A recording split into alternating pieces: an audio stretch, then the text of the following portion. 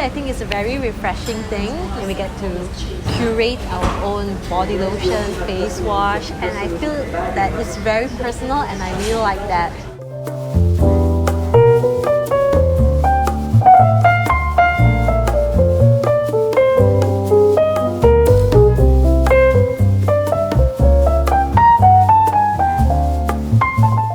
First and foremost, I want to say congratulations to Vegans for entering Malaysia. I think it's a really great time to come in and really show that, sensorial part of the whole brand and aesthetics. What I'm most amazed about is that it's all organic, clean and natural. I can't wait to try my own customization and find something that is truly my scent, something unique. My skin is very sensitive and it's very difficult for me to find a suitable skincare product, and I'm so happy that there is a brand offering all natural ingredient, very good for sensitive skin in the market right now. So with that being said, I want to say a huge congratulations to the brand.